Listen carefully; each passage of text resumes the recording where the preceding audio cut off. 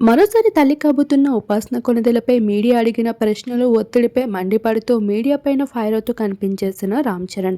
అందరికీ తెలిసిన విషయమే ఉపాసన కొణిదెల రెండో ప్రెగ్నెన్సీపై ఇప్పుడు సోషల్ మీడియాలో విపరీతమైన కాంట్రవర్సీస్లో నిలుస్తూ ఉన్నారు. రీసెంట్గా చిరంజీవి సైతం మగపిల్లాడు మాత్రమే కావాలి, నాకు నెక్స్ట్ వారసుడు అంటూ తన ఆడిన మాటలు కూడా ఎంతో వైరల్గా మారాయి. అప్పటి నుండి ఉపాసన సెకండ్ ప్రెగ్నెన్సీపై ఫోకస్ అవుతూ వస్తుంది మీడియాలో. ఇకపోతే అమెరికాలో ఉన్న ప్రజెంట్ ఉపాసన కొణిదెల రామ్ చరణ్ వాళ్ళ వెకేషన్‌ని ఎంజాయ్ చేస్తూ ఉంటే, అక్కడ కూడా ఎంతో పాపులారిటీని దక్కించేసుకున్న రామ్ చరణ్ ఇక మీడియా అడుగుతున్న ప్రశ్నలపై అలానే మీడియా నుండి తప్పించుకోవడం చాలా కష్టమైంది. ఇక ఉపాసన కొణిదెల ఇప్పటికే తన బేబీ బంప్స్ లుక్స్ బయటికి రావడంతో తన పైన ఎక్కువగా ఫోకస్ చేస్తూ ఉంది మీడియా.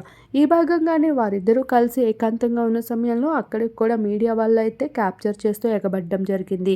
ఆ సమయంలో చిరంజీవి పైన తను ఆడిన మాటలపై ప్రశ్నించడం జరిగింది ఉపాసన ఎదురుగానే. అయితే తను కూడా అంతే ధైర్యంగా ఎంతో గట్టిగా చెప్పుకుంటూ వచ్చింది, చరణ్ లాంటి మరో అబ్బాయి నాకు కావాలి అంటూ. అయితే ఏ ఇంట్లో అయినా ప్రతి ఒక్కరూ సహజంగా కోరుకునే కోరికే అంటూ, అలానే నాకు పాప బాబు ఉండాలి అనుకోవడంలో తప్పేంటి అంటూ ఉపాసన అయితే చెప్పుకుంటూ రావడం జరిగింది. తను ఆడిన మాట తీరుపై అయితే నెటిజన్సే ఫిదా అవుతూ ఉన్నారు. ఇకపోతే మెగా కుటుంబం ఏం చేసినా, సెలబ్రిటీస్ ఎలా మాట్లాడినా అది కొన్ని మినిట్స్‌లోనే వైరల్‌గా మారుస్తారు. అది నెగిటివ్ అయినా, పాజిటివ్ అయినా.